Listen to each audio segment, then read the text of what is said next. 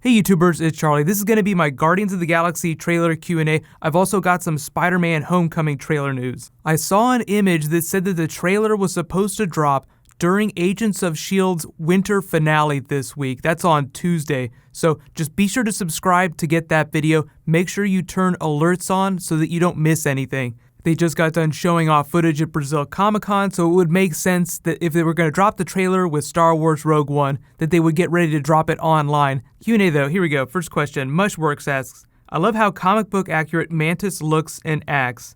The minor difference that they made is just in her skin color and a slight tweak to her origin story. The thing about Mantis in the comics is that there's been a bunch of different versions of the character. There was even a version of her that went to DC Comics for a little while, way back. But the most recent version, the one that we all talk about when we look at Mantis here, the green skin one with the antenna, she was a Kree experiment that debuted during Annihilation Conquest. That was the storyline that formed the Guardians. Like, that was the first time the current version of the team came together. She is an empath, like we see with that funny clip at the end, with Drax laughing, do me next, do me next. The best example I can think of that is Deanna Troi and her mother from Star Trek The Next Generation. They're empaths. They can sense your emotions, so they can sense when you're feeling sad or happy or anything. They use it for comedy in the trailer, but later in the comics, Star-Lord actually used it to his advantage, like he used it to hypnotize other members of the team to join up. So James Gunn just explained too that the change in her appearance, like the change in her skin, is just like the way they changed Drax and Gamora. Like they wanted them to all feel like very different characters, so they just changed the coloring. So that's why Mantis is white and not green like she is in the comics. Next question, Killzone asks, what if Nova were there because he's part of the Guardians in the Ultimate Spider-Man?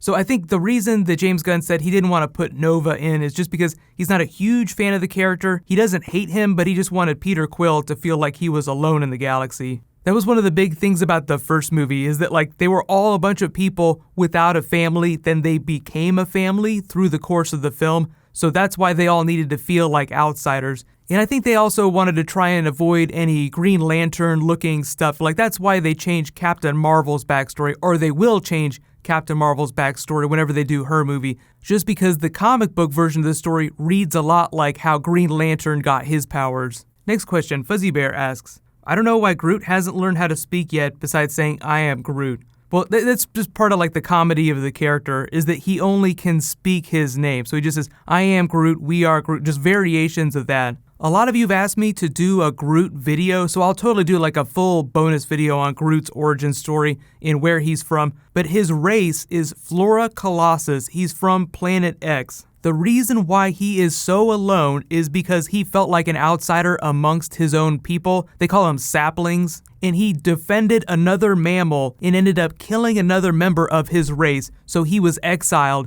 That set him on the path to meeting Rocket Raccoon and the other Guardians. They didn't really address it in the trailer, but we see them walking around on that planet with a bunch of trees around. Groot is able to control other plants, so we might get to see him use his powers in a way that we haven't seen before.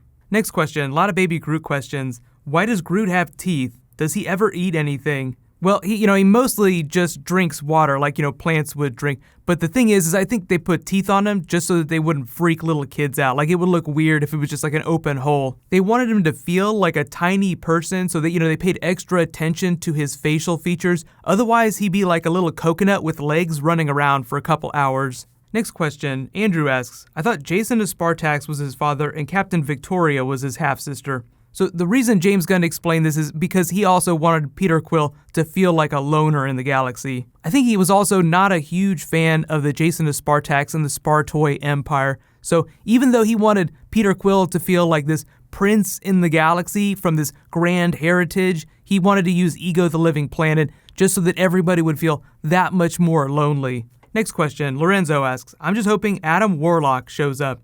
You and everybody else, like ever since we saw that Cocoon. The thing about Adam Warlock is that he's such a big deal in the Infinity Gauntlet storyline in the comics, but Marvel has taken things in such a different direction that it sounds like we're not going to see him during Infinity War, because you'd have to set his character up, you'd have to explain why he's important, what the relationships are, and they already have so many characters. So I think if we see Adam Warlock in the movies, we'll only see him in the Guardians movies, and it'll be at Easter egg level. James Gunn's been back and forth about whether or not he's going to do another Guardians film after this, but I do think that he'll do it. He says he has an idea for it, but it might not happen till Phase 4 or even Phase 5, so it's not like they would roll right into production at that. Next question, Gabriel asks, Guardians 3 should have Iron Man in it, at least if James Gunn is not directing. You say just to keep it interesting. I don't think that Marvel would want to do a Guardians movie without James Gunn, so I don't think we have to worry too much about that. That is like the horror story where like the really awesome director that makes something blow up and turns it into this beautiful thing goes away and then it all just goes to shit. I don't think that Marvel would want that, even though Guardians is a really big, popular franchise and they want to make more Guardians films. I think they would just wait until James Gunn's ready to make another one, even if it takes a long time. Next question, Jordan asks, I wonder if Groot will slowly get bigger and bigger through the movie. Well, I think the thing is that he'll stay tiny for really tiny for most of the film, and then towards the end there might be some big moment where he grows up. A lot of it has to do with him wanting to grow up. So the way James Gunn's talked about this version of Groot is that he's really rambunctious, very rebellious, but it doesn't seem like he's in a rush to grow up. So there will probably be some moment in the film, like where he sacrificed himself in the first film, where he finally decides, these people need me to do something that I could only do if I were an adult. So I'd be very surprised if he doesn't grow up during the film, but if you could imagine Infinity War with the Guardians crossover and Robert Downey Jr. trying to deal with the tiny baby Groot, they might try to keep him small for that. Next question, Dante Elite asks, why can't all Marvel movies look this colorful and vibrant? The color grading on most Marvel films is so bland and muddy. This looks amazing. So the thing about that, there's a lot of criticisms about the way Marvel shoots its films, but it has to do with the types of cameras they use. James Gunn used something very different this time. Even if you're not a camera geek, this is the brand new state-of-the-art Red Weapon 8K camera. This is one of the best cameras that money can buy right now. They just started shipping them to everyone else. They shot Guardians last year, so a number of filmmakers, including James Gunn, were given special versions of these cameras to try out before they were available to the public. So without getting into color science and the mechanics of the actual cameras, it's actually pretty fascinating. They're basically just much better than the cameras that Marvel has been using on its movies. Next question, Andrew asks, I have to wait 5 months for this? So the thing is there's actually a bunch of other comic book movies dropping before Guardians. There's a whole bunch of stuff happening in the beginning of the year. Lego Batman is actually one of the first big comic book movies coming out. That's in February, the beginning of February. You may have seen the trailer for it if you saw a movie in the theaters in the last week or two. Wolverine 3, the Logan movie, is right after that, at the beginning of March. Then Guardians of the Galaxy is right at the beginning of May. Then Wonder Woman is right after that. So there's actually a lot of stuff happening at the beginning of the year. So it'll go by a lot quicker than you think it would. Next question, Raph asks, is Nebula gonna join the Guardians? If she is, didn't she die last time? Well, no, she didn't die. She just lost a couple limbs and then barely got away. But I wouldn't say that she's going to become a member of the Guardians, but she is supposed to travel with them for a brief period. Family is an important idea in the film. Gamora and Nebula are sisters. They're both daughters of Thanos, so they're going to have some fun playing with that in the film. But I think the idea is that she's less straight up evil than she was in the first film. Imagine the relationship between Thor and Loki. Loki is kind of a villain, but not always. It's a bit of a gray area. He's kind of ambiguous sometimes, so I'm expecting the same treatment from Nebula and Gamora.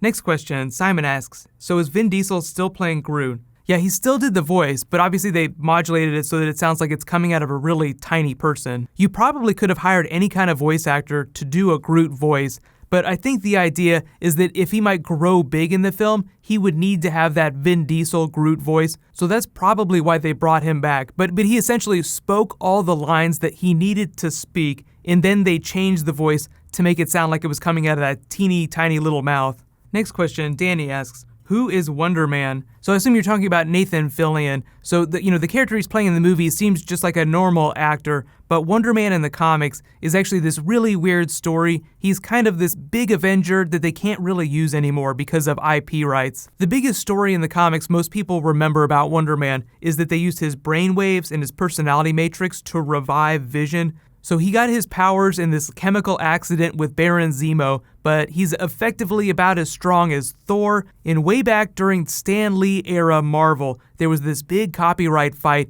with DC Comics because of the Wonder Woman character, so Stan Lee just agreed to never use Wonderman again. So Wonderman still exists in the Marvel Universe, just don't expect to see him a whole lot.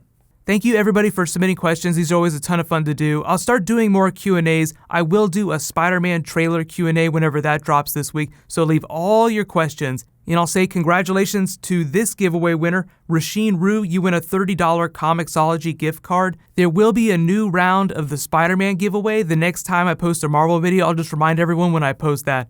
But there should be Game of Thrones later today, then Walking Dead tonight, Westworld. I'll just update people on the schedule as I post new videos.